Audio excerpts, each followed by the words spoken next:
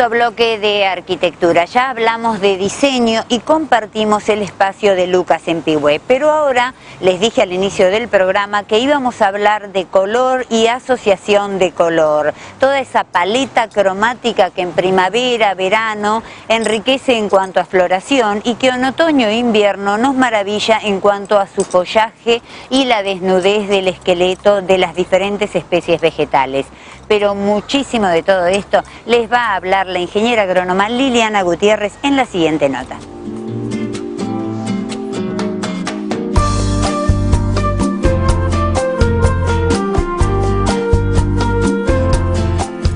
Bueno, Liliana, un placer recibirte en el programa y vamos a hablar de colores, ¿no? Porque a todos nos motiva diferentes colores y asociación de colores en el jardín. Exacto.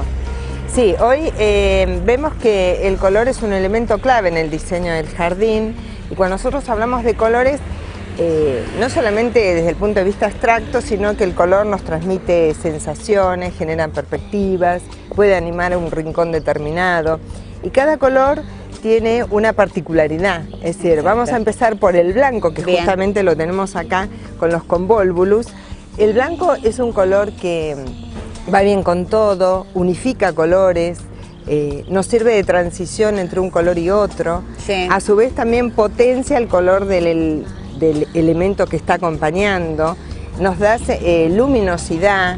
Tenemos que acordarnos que en la noche los verdes, por ejemplo, cuando atardece es el primer color que desaparece, digamos, El verde. el verde. En cambio el blanco es el último, por lo tanto hay que tenerlo en cuenta en lugares sombríos, porque siempre nos va a dar un toque de luminosidad. A su vez, también genera sensación de frescura, de espacio, de calma, de pureza, es decir, el blanco es un elemento que hay que tenerlo siempre en cuenta porque nunca nos vamos a equivocar al ponerlo en un diseño. Sí, es como ese elemento que aquel que no sabe, Ponele diseña todo blanco. Ponele blanco. Ponele exacto. blanco Sí, que no sí, te sí, equivocas. Después tenemos los cálidos, o sea, los rojos, los anaranjados, los amarillos.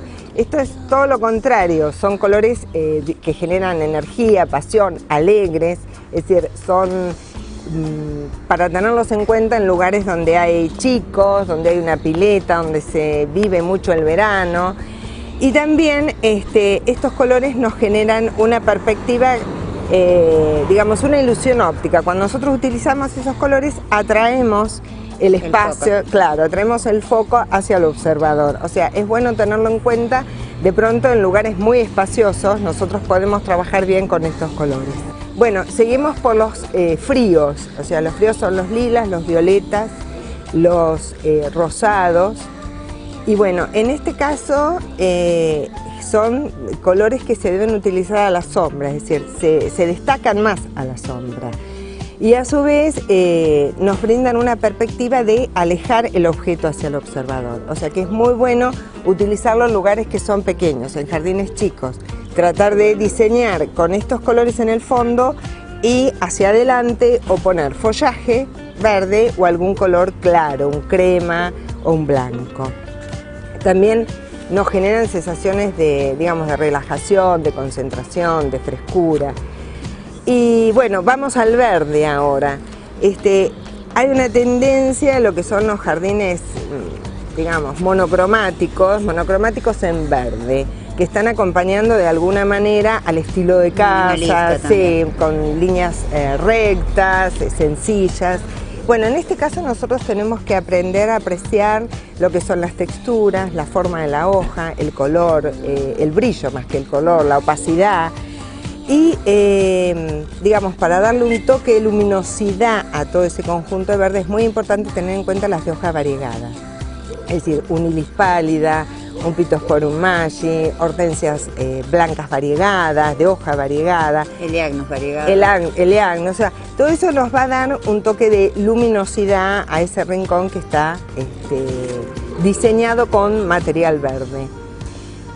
Otro elemento que tenemos que tener en cuenta son las distintas estaciones del año, es decir, la calidad de la luz es totalmente diferente. En la primavera, por ejemplo, ahora nosotros logramos en realidad la mayor cantidad de verdes a través de las brotaciones de árboles, de arbustos, de herbáceas, y sumado a eso tenemos un sinnúmero de floraciones primaverales que acompañan a ese conjunto de verdes. Es decir, que la mayor concentración la estamos dando ahora en la primavera. Después llega el verano y digamos la temperatura es mayor, los días son mucho más calurosos y ahí brillan, son espectaculares los rojos, los amarillos, los naranjas que hablamos como colores cálidos.